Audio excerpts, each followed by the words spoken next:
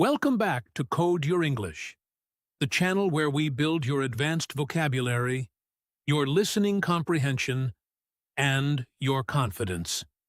One thoughtful conversation at a time. Today's episode isn't just about grammar or new expressions. It's about something deeper, something that touches every single one of us, whether we're learning a language or trying to reshape our lives. So get comfortable, breathe in slowly, and let's begin.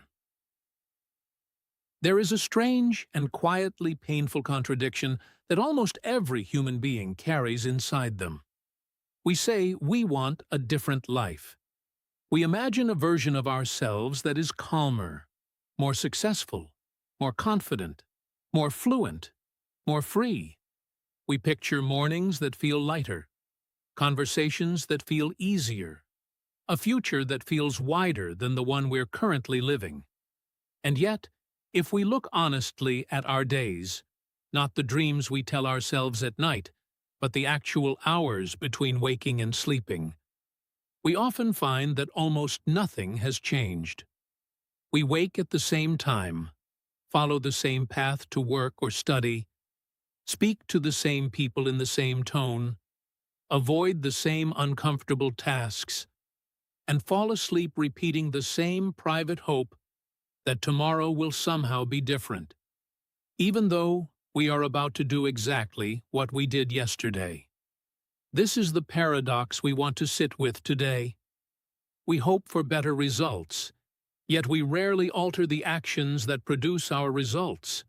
We dream about transformation, yet transformation requires friction. And friction is exactly what we instinctively avoid. It is not that we are dishonest with ourselves, it is that hoping feels safe, while changing feels risky. Hoping costs nothing in the moment. Changing costs comfort, certainty, and sometimes even our sense of identity. This brings us to the sentence at the heart of today's episode. If nothing changes, nothing improves. At first glance, this might sound like something printed on a motivational poster, a phrase we scroll past on social media without a second thought. But if you slow down and actually sit with its logic, you'll notice it isn't decoration. It's a law, almost mathematical in its simplicity. Improvement is not a mysterious gift that arrives out of nowhere. It is the direct, measurable consequence of altered input. If the input, our habits, our decisions, our daily behaviors, remains constant, then by definition, the output cannot shift. Not because life is unfair, but because cause and effect are consistent.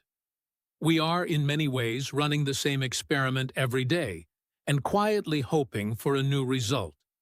So let's ask ourselves some honest questions, the kind we don't usually say out loud. Have you ever felt exhausted and stuck at the same time, working hard, staying busy, yet somehow not moving forward? Have you ever noticed that certain years of your life feel like copies of each other, as though the calendar changed, but the story didn't? And here is the real question we want to explore together today. What if the issue was never your effort? What if it isn't about trying harder, but about noticing the patterns that quietly govern your days without your permission? This episode isn't going to offer you a 5-minute fix or a viral trick. Instead, we're going to walk slowly through the psychology, the emotion, and the quiet mechanics of real change. Because understanding why we stay the same is the first step toward finally becoming someone new. Why human beings resist change. It would be easy and unfair to say that people who don't change are simply lazy. That explanation is comforting because it lets us judge others, and sometimes ourselves, without really understanding what's happening underneath. But the truth is far more interesting and far more human. Our resistance to change isn't a moral failure. It's a biological and psychological default setting. The brain, as remarkable as it is, was never designed to seek growth for its own sake. It was designed to keep us alive, and for most of human history, survival depended on predictability. A familiar environment meant fewer surprises, fewer threats, fewer unknown dangers. So our nervous system learned, over thousands of years, to treat the familiar as safe and the unfamiliar as suspicious, even when the familiar is actually the thing quietly harming us.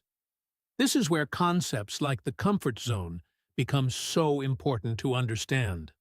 A comfort zone isn't necessarily a place of happiness. It's simply a place of predictability. You can be deeply unhappy inside your comfort zone and still resist leaving it, because at least you know what to expect. Our minds also rely heavily on cognitive patterns and mental shortcuts, efficient little systems that let us make thousands of decisions a day without consciously analyzing each one. These shortcuts are incredibly useful for tying your shoes or making coffee, but they become dangerous when they quietly run your career, your relationships, or your self-image on autopilot, without you ever questioning whether the pattern still serves you. Then there's emotional safety and the fear of the unknown. Even when a new opportunity is objectively better, a new job, a new city, a new way of speaking or thinking, the unknown carries an emotional cost that our brain weighs heavily, sometimes more heavily than logic would suggest. This explains something that puzzles so many of us. Why do people stay in situations that clearly aren't working? Why does someone remain in a job that drains them, a relationship that no longer nourishes them, a routine that no longer serves any real purpose? It's because the brain, in its ancient wisdom and its ancient limitation, calculates that the certainty of unhappiness is somehow less threatening than the uncertainty of change. Think about how common this really is. Someone stays in an unfulfilling job for years because leaving feels like stepping off a cliff, even when staying is slowly eroding their spirit. Someone postpones a difficult conversation with a partner, a parent, or a friend, not because the conversation isn't important, but because silence feels safer than the possible discomfort of honesty. A student continues using study habits that clearly aren't producing results, simply because those habits are familiar, and familiar feels like control.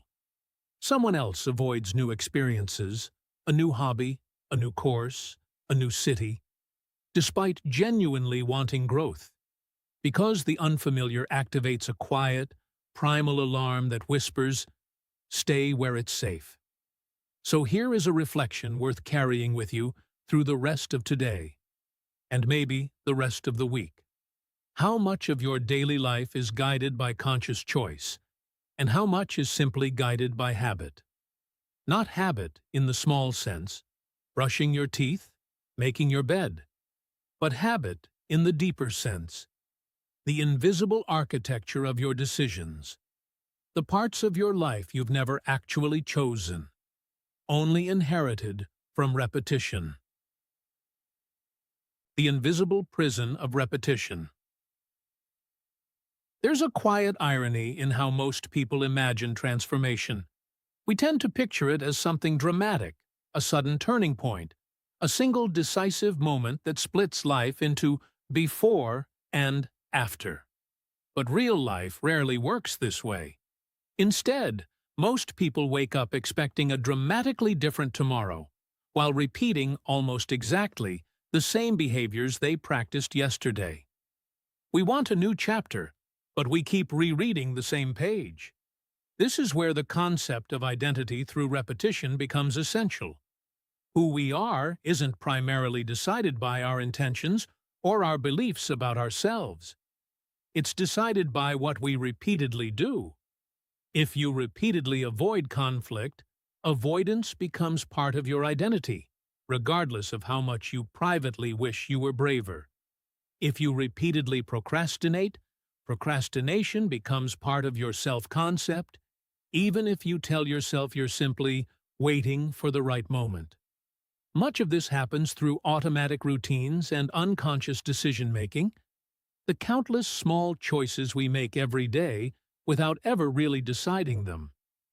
We don't wake up and consciously choose to check our phone 40 times before breakfast, or to avoid the gym, or to skip the reading we promised ourselves we'd do.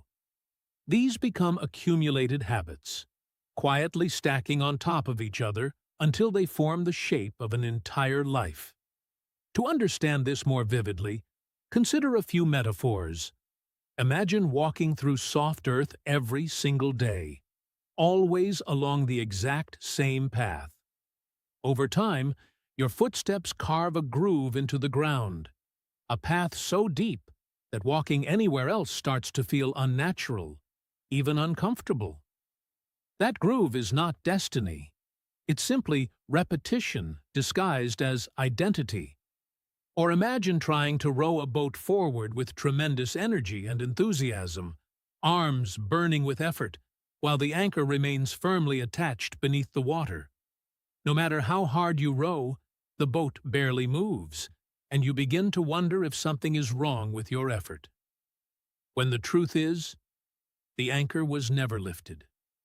And finally, think of reading the same chapter of a book again and again, each time hoping the ending will somehow be different, even though the words on the page haven't changed. This is what repetition without reflection looks like. Enormous energy, very little movement. The uncomfortable truth is that our long-term outcomes are almost never the result of one enormous decision. They are the quiet, compounding result of tiny daily choices we barely notice ourselves making. What time we wake up, what we consume mentally and physically, who we speak to, what we tolerate, what we avoid.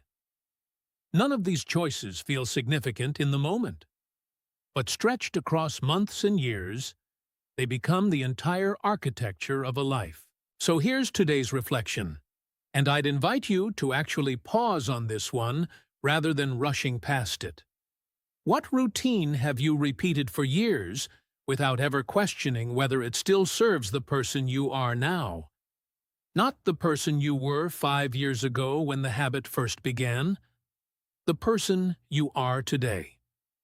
It's worth adding one more layer to this idea before we move forward, because it's easy to hear repetition shapes identity and nod along without really absorbing how quietly it happens. Repetition doesn't announce itself. It doesn't arrive with a warning label that says, "This choice, repeated 1,000 times, will become who you are." It arrives disguised as something harmless, a 5-minute delay before starting your work, a slightly defensive tone in a conversation, a quiet decision to stay quiet rather than speak up. Each instance, taken alone, seems utterly insignificant. And that is precisely the danger. We tend to evaluate our choices individually, asking, "Does this one decision matter?" when the real question should be, what does this decision become when repeated for the next 10 years? A single skipped workout means almost nothing. A single avoided conversation changes nothing. A single evening of distraction costs very little. But none of us live single moments in isolation. We live an accumulation of them. And the accumulation is where the real story of a life gets written. Change begins. Long before results appear. One of the most discouraging parts of any real transformation is the silence that comes before it. We imagine that genuine change should announce itself, that if we're truly improving, we should be able to see it, measure it, feel it almost immediately. But authentic transformation rarely behaves this way. In its earliest stages, it is almost always invisible, both to the person experiencing it and to everyone watching from the outside. Think about learning a new language. In the first weeks, you might feel like you're barely improving. The same confusion, the same hesitation, the same sense that fluency is impossibly far away. But underneath that frustrating silence, your brain is quietly building new neural connections, training your ear to recognize unfamiliar sounds, slowly reshaping the pathways that will eventually allow words to flow without translation. Think about exercise. The first weeks rarely show visible results in the mirror, yet inside the body, mitochondria are multiplying, muscle fibers are adapting, cardiovascular efficiency is slowly improving. Think about building confidence, healing emotionally after a difficult period, or developing discipline after years without it. In every case, the internal shift happens long before any external evidence appears. This is essentially the principle of compound growth applied to human development. Just as a small amount of money grows almost unnoticeably at first, when placed in an account with compounding interest, and then suddenly appears to grow dramatically after enough time has passed, human growth follows the same invisible curve. The early input feels disproportionate to the early output. This is precisely where so many people give up. Not because they lack ability, but because they mistake the quiet, invisible middle stage of growth for a sign that nothing is working. This requires us to hold on to some difficult but essential concepts. Delayed rewards, the willingness to invest now for a benefit that may not arrive for months. Consistency, the discipline to keep showing up on the days when motivation has quietly disappeared. Resilience, the capacity to tolerate discomfort without immediately retreating to what's familiar. And perhaps most importantly, trust in the process. A kind of faith, not blind but earned through understanding, that consistent effort is doing something even when you cannot yet see it. This explains why so many people quit at almost the exact moment they were closest to a breakthrough. They mistake, "I don't see progress yet," for "there is no progress happening," when in fact the two are entirely different statements. The seed beneath the soil looks, from the surface, exactly like nothing is happening. Yet underground, roots are forming, structure is building. The entire foundation for future growth is being laid in complete silence. So here's a question to sit with. Could it be that the very breakthrough you've been waiting for, the moment you've been hoping would finally arrive, is actually being quietly constructed today, in this very ordinary, seemingly uneventful day you're currently living? The conversation you have with yourself.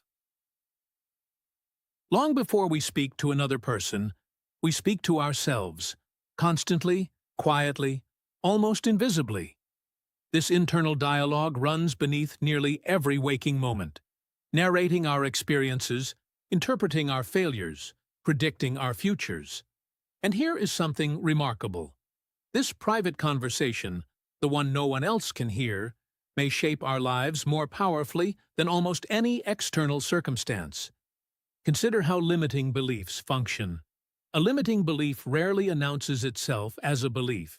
It disguises itself as a simple fact. When someone says, "I'm just not confident," they usually aren't describing a temporary feeling. They're stating what feels like a permanent truth about their identity. The same happens with statements like, "I'm too old to start something new," "I'm bad at languages," or the quiet, exhausted resignation of, "This is just who I am." These aren't neutral observations. They are identity statements. Sentences that don't just describe the self, but actively construct it. And once a belief becomes part of identity, it starts filtering everything. The opportunities we notice, the risks we're willing to take, even the effort we're willing to invest. Because why try hard at something you've already decided you're incapable of? This is the mechanism behind self-fulfilling expectations. If you believe you're bad at something, you unconsciously invest less effort, take fewer risks, and interpret ordinary setbacks as further proof of your limitation, which then produces exactly the outcome your original belief predicted. The belief doesn't just describe reality, it actively manufactures it. And because these thoughts repeat daily, often silently, they gradually stop feeling like thoughts at all. They start feeling like facts, like unquestionable truths about who you fundamentally are. The invitation here isn't to aggressively fight these thoughts or force artificial positivity onto yourself. It's something quieter and, in many ways, more powerful. Simply learning to notice your inner conversation without immediately judging it. Most people have never actually listened with real attention to the tone and content of their own internal narrator. They live inside the commentary without ever stepping back to examine it.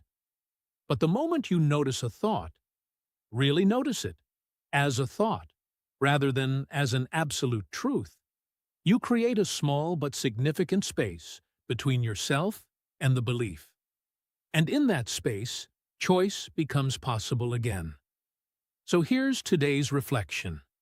When was the last time you actually paused and truly listened to the story you tell yourself, day after day, about who you are and what you're capable of?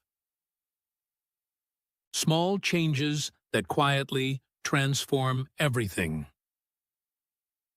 If dramatic transformation rarely announces itself and often begins invisibly, then it makes sense that transformation itself rarely begins with a dramatic act. We tend to imagine change as something bold, quitting a job overnight, moving to a new country, completely reinventing a personality in a single decision. But almost every meaningful transformation we can observe in real people's lives actually begins with something small, quiet, and almost unremarkable in the moment it happens. Consider some genuinely modest examples. Waking up 30 minutes earlier than usual. Choosing to read a few pages instead of scrolling through a phone. Asking one additional question in a conversation instead of staying silent. Practicing the discipline of listening fully before reacting. Speaking or practicing English for just a few minutes every single day, even when it feels imperfect and slow. Replacing one limiting habit with a single, small, intentional action. None of these choices look impressive from the outside. None of them would make a compelling headline. And yet, each one, repeated consistently, has the power to quietly reshape an entire life. This happens because identity doesn't change through sudden motivation. Motivation is famously unreliable, arriving and disappearing without warning. Identity changes through repeated evidence. Each time you follow through on a small, intentional action, you are gathering proof, presenting your own mind with evidence that you are, in fact, capable of doing the thing you once doubted. Over time, this evidence accumulates into a different self-concept entirely.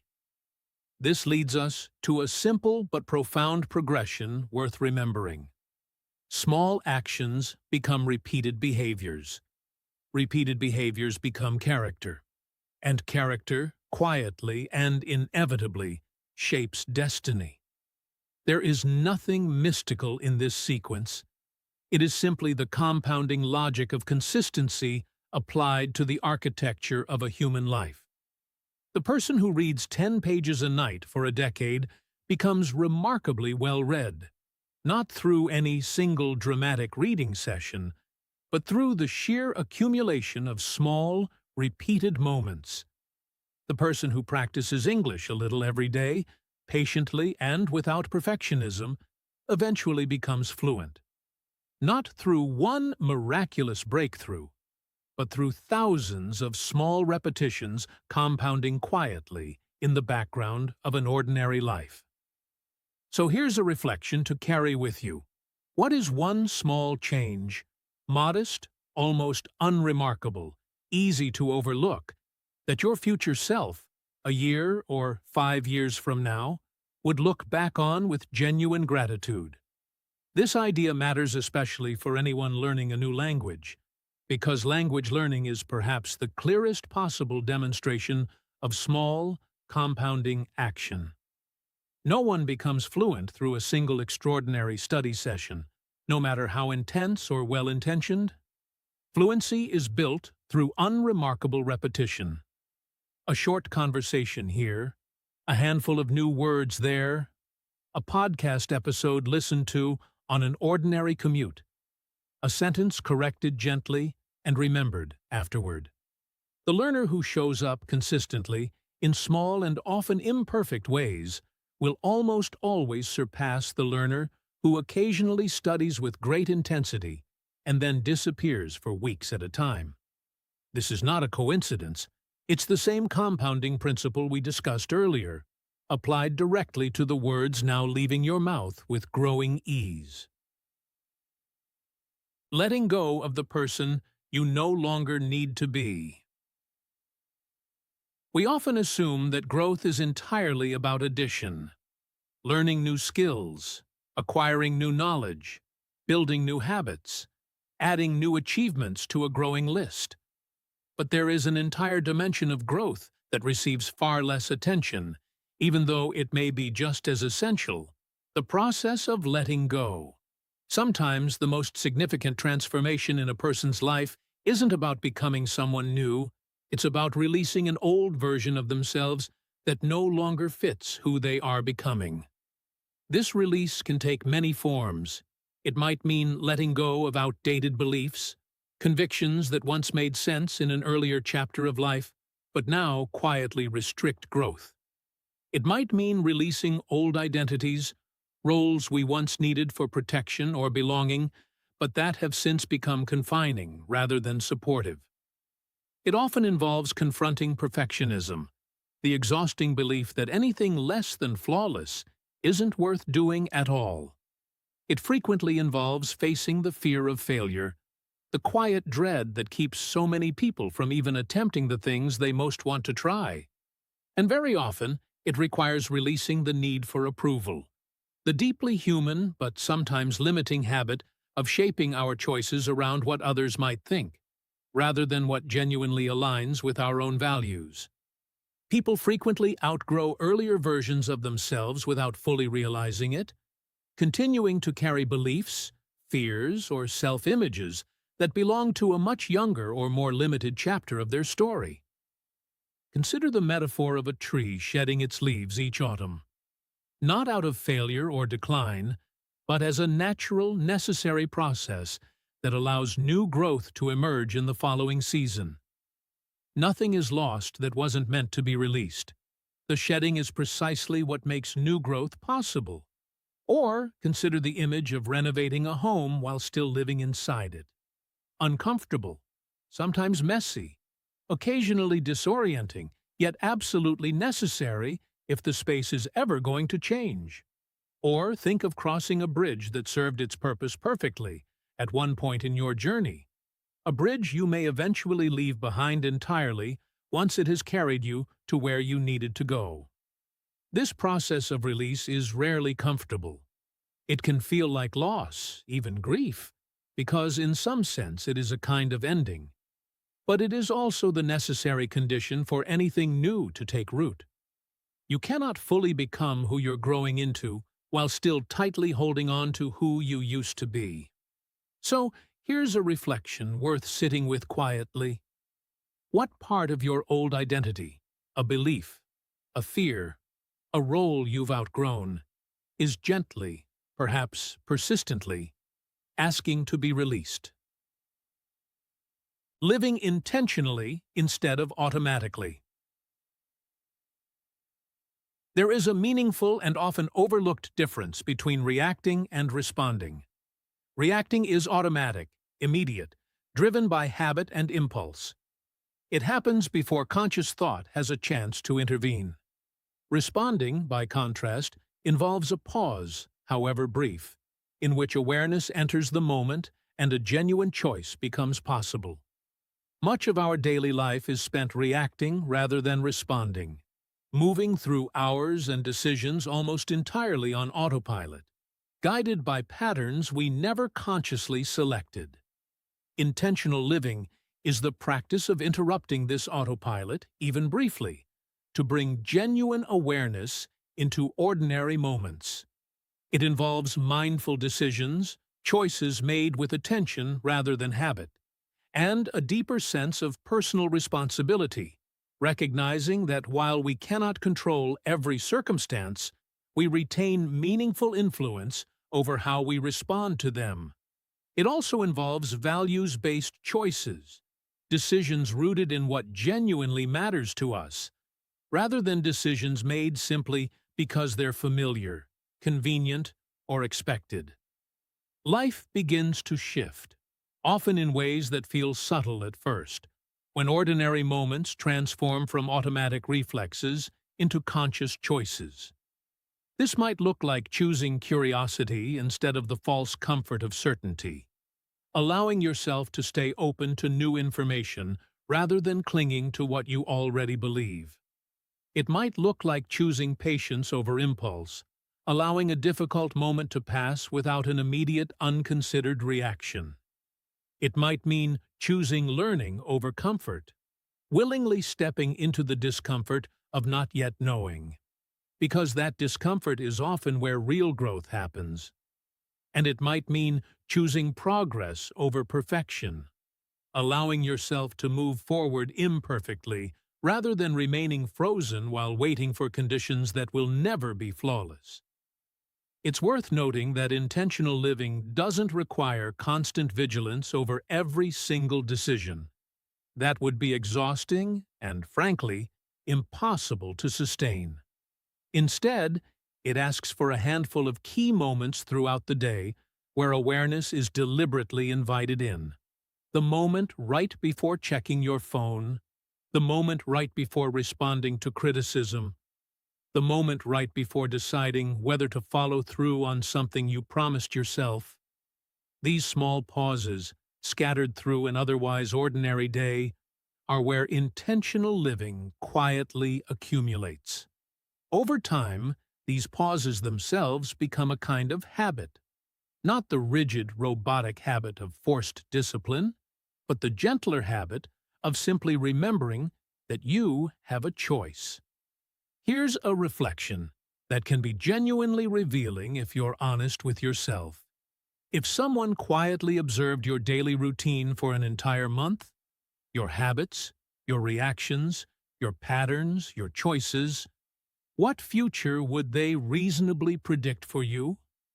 Would they see someone drifting through repetition, or someone quietly, consistently building towards something meaningful?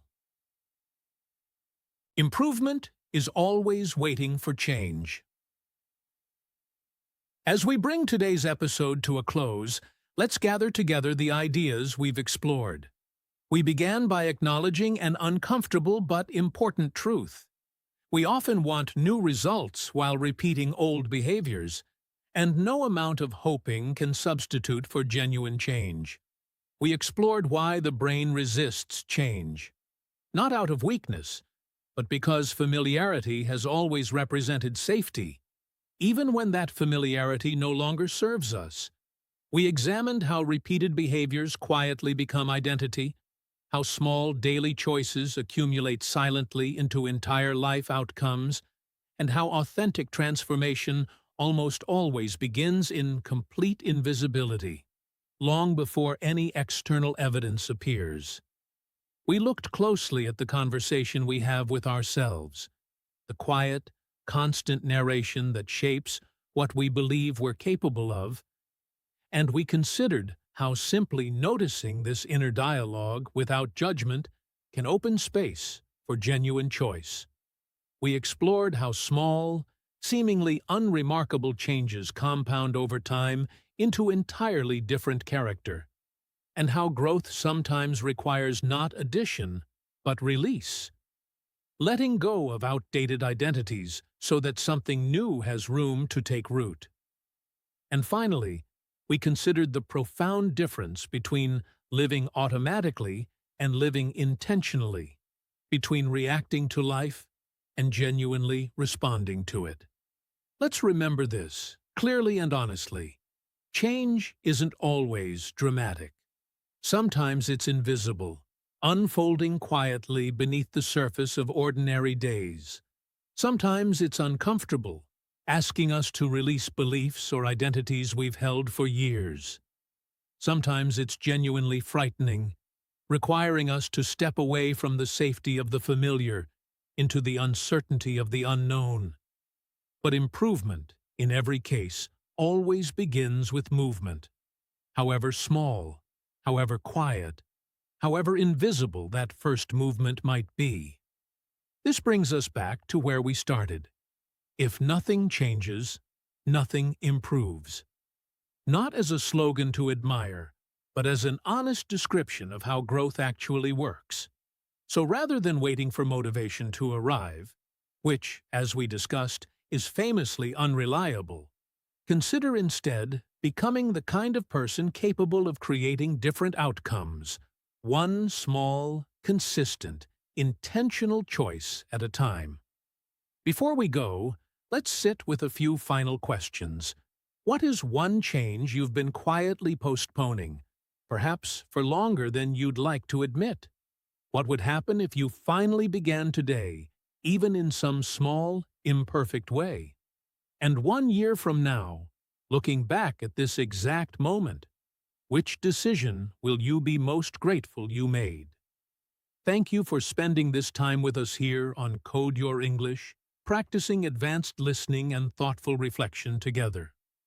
As you move through the coming week, I'd invite you to carry just one idea from today's episode with you. And rather than judging your habits harshly, simply observe them with curiosity, the way you might observe an interesting pattern rather than a personal failure. Remember that meaningful transformation rarely arrives through one grand gesture. It begins quietly and consistently, with a single conscious choice repeated over time. We're so glad you chose to practice your English with us today. Come back for our next episode, and remember, every single time you listen, reflect, and communicate in English, you are changing, even if only a little. And that, in the end, is exactly how improvement begins.